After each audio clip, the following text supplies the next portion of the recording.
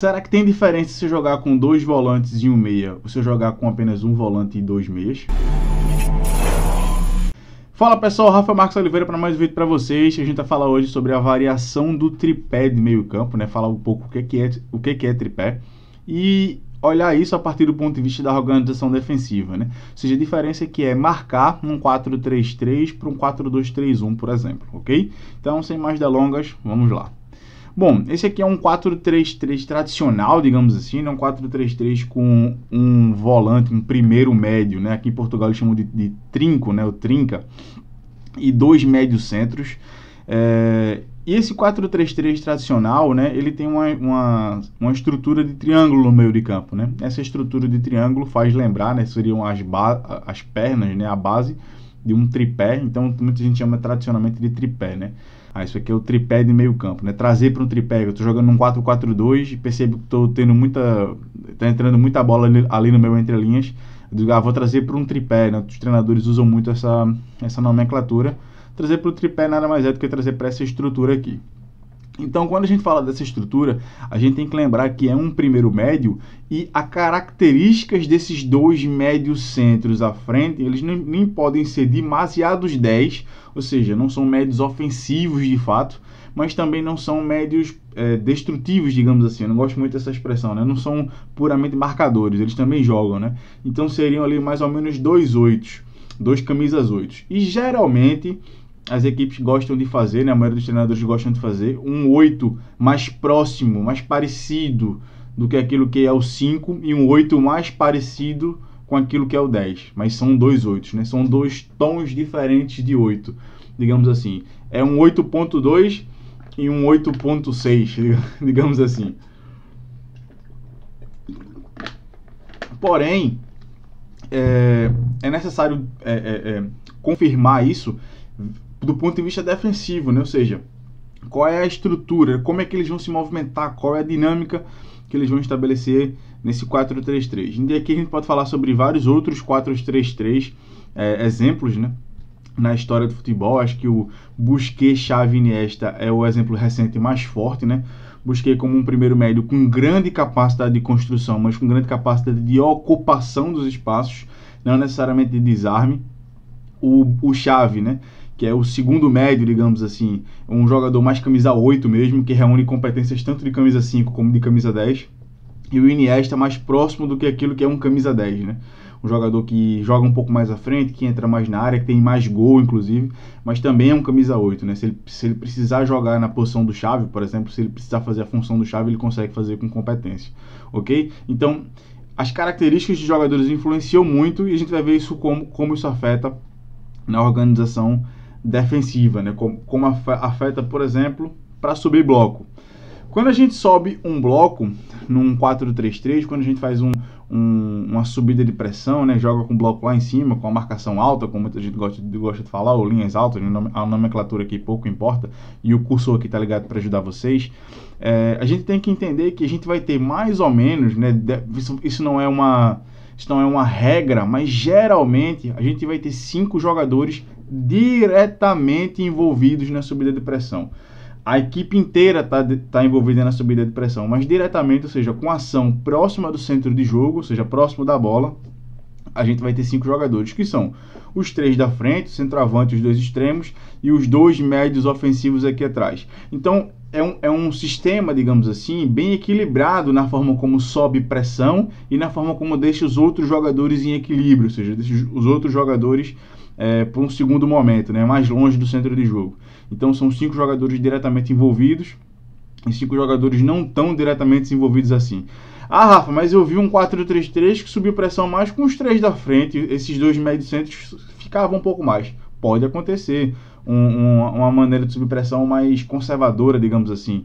Mas o mais comum, o mais corriqueiro é essa estrutura aqui, com os 2 médios centros um pouco mais altos, como diagonais de cobertura, né, como a gente vê aqui nas linhas azuis, para os 3 da frente, ok? Bom, então essa é a estrutura mais comum para subir pressão. E qual é a grande vantagem, digamos assim, de subir pressão com esses 2, né? Com os 2 médios centros também? É porque o mais comum de primeira fase de construção de um adversário, ou seja, a saída de jogo do adversário, é essa linha de 4 aqui, com os 2 volantes, né? Fazer essa primeira fase de construção com 6 jogadores. Rafa, pode ser saída de 3? Pode ser saída de 3. Pode ser saída com 5, né? Com apenas um pivote, né? Esse aqui é um exemplo de duplo pivô. Mas com apenas um pivô, com apenas um volante, pode ser também. Agora, o mais comum, o mais corriqueiro, se a gente pegar, por exemplo, uma competição com 20 clubes, as equipes que têm uma primeira fase de construção mais curta são 14. Das 14, provavelmente ali 6 ou 7 vão sair assim. Então, é mais comum encontrar isso daqui, por isso que eu usei esse exemplo como exemplo padrão.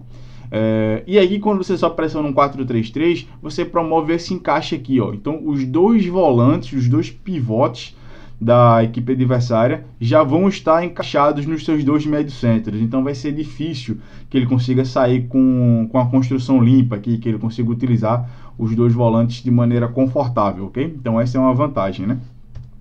E também uma outra vantagem, né, uma outra possibilidade é que se eu estou jogando contra uma equipe, como eu falei anteriormente há pouco, que joga com apenas um pivote, né, ou seja, constrói com menos jogadores e coloca mais jogadores aqui, ó, nessa zona aqui, mais próximo da minha última linha, eu posso definir um dos 2 atletas para fazer um encaixe aqui a priori, né, ou defino, por exemplo, o que estiver mais próximo, e o outro atleta vai se manter alto, inclusive para uma segunda bola, para ser diagonal de cobertura, por exemplo, para o extremo e para o centroavante.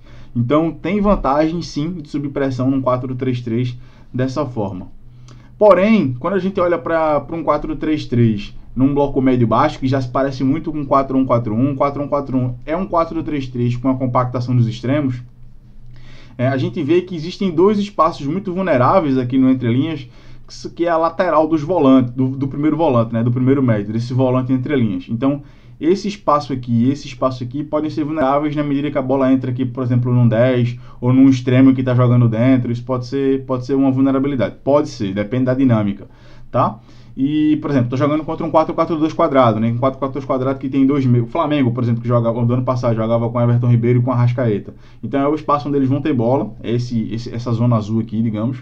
E aí, nesse espaço, eles podem ser, de fato, pode ser prejudicial, não sei se prejudicial é a palavra, mas eles podem ser perigosos, ok? Bom, então a gente viu aqui a vantagem de subir pressão num 4-3-3 e como pode ser vulnerável marcar num 4-1-4-1, num 4-3-3 a priori, tá, pessoal? A gente tá vendo isso aqui sem dinâmicas, sem movimentações, sem troca sem permuta. Então, isso aqui é do ponto de vista estrutural, do ponto de vista sistemático. Ah, Rafa, mas como é que tu pode falar sobre isso ignorando isso? Eu não estou ignorando, eu estou dizendo que a priori, de partida, esses são os espaços vulneráveis. Se a equipe vai ter competência para defender os espaços não ocupados, é o mais 500. Pode ser que sim, pode ser que não, ok? Bom, tá, entendi, Rafa. E se eu vario o meu tripé de meio campo para essa estrutura aqui, que seria um 4-2-3-1, né? Então eu inverto o triângulo. Então eu faço 2 volantes e um meio. Qual é o ponto? Qual é as vulnerabilidades de marcar assim? E quais são os pontos fortes de marcar assim? Se eu for pensar do ponto de vista de ponto forte, quando eu marco num 4-2-3-1 e eu subo pressão num 4-2-3-1, eu consigo encaixar aqui um jogador, no melhor, do ponto de vista de marcação não, do ponto de vista geral, eu consigo encaixar aqui um jogador que é o 10, eu consigo encaixar a figura do 10 na minha equipe. Então eu tenho um jogador com essa característica, muito habilidoso, muito construtor, muito ritmista, eu posso encaixá-lo, tem um lugar posicional no campo para ele. Porém, se eu quiser também um segundo atacante, um atacante que é um atacante, antigamente no Brasil jogava-se muito um 4-4-2 com um segundo atacante mais rápido, né? um 9 pesado, centroavante, e um segundo atacante mais rápido. Deixa eu ver se eu lembro de algum exemplo. O Edilson Capetinha, né? Jogou muito, campeão do mundo pela seleção, era um jogador assim, era um segundo atacante muito rápido, né? De ocupação dos espaços, etc. Então ele cabe nesse jogador aqui. Me lembro, por exemplo, do Benfica do ano da 17, 18, não. 18, 19, com o João Félix jogando aqui, né, que é um segundo atacante. Então faz muito sentido.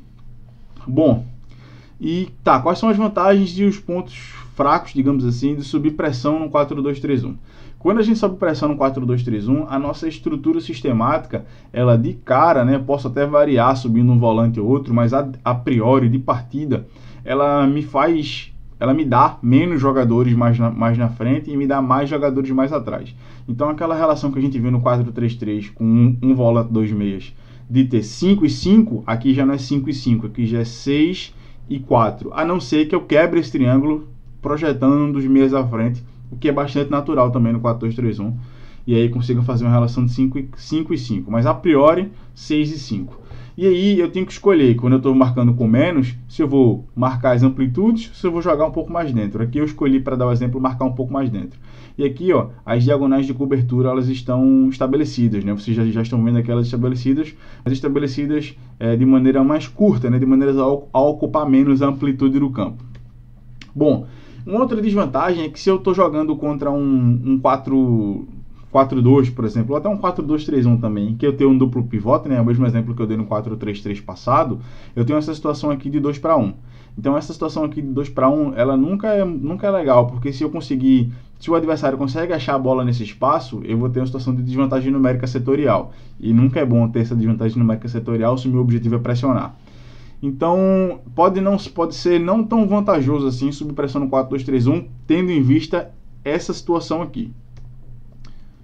Ok? Bom, por outro lado, se eu estou com um adversário construindo com um pivote único, né, com um único pivô, eu tenho aqui já naturalmente o encaixe do 10 e esse outro meia, né, se ele está mais à frente na estrutura, o que seria o duplo pivote, né, esse outro jogador está mais à frente na estrutura, aí sim ele vai cair numa situação de desvantagem para ele, né? Então nesse caso aqui é melhor para mim. Lembrando que isso aqui é simplesmente a relação numérica, a gente não está vendo as dinâmicas, tá?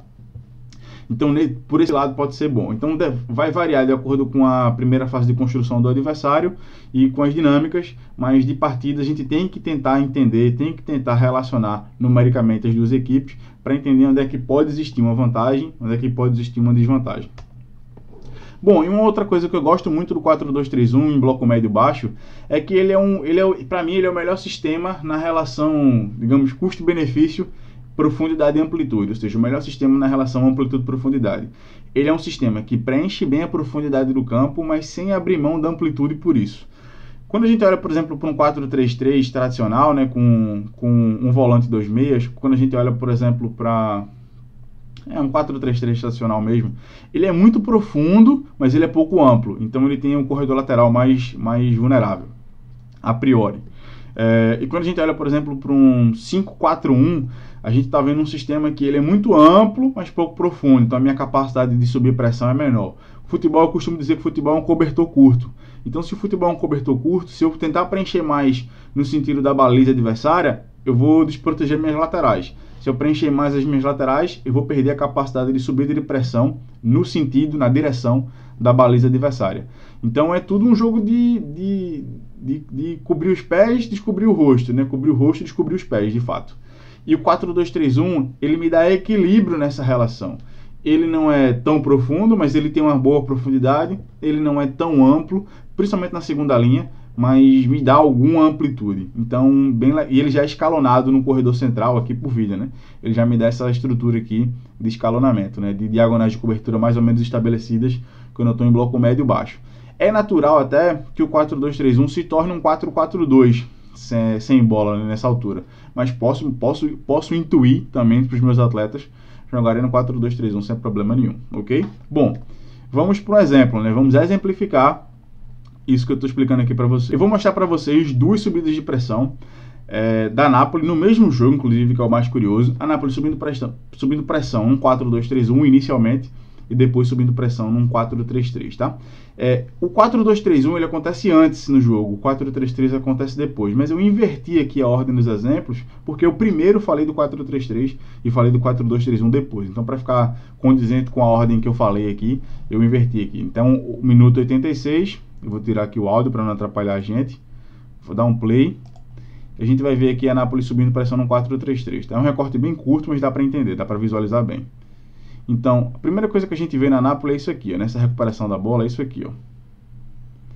Antes da bola entrar, deixa eu voltar aqui um pouquinho, o zagueiro vai tentar construir, né, o central vai tentar construir, não vai ter linha de passe aberta, o corredor central bem denso, e quando ele tentou construir, e quando ele tentou progredir no campo, né, quando ele tentou avançar em construção, ele encontrou um tripé, e o tripé está bem desenhado aqui, ó.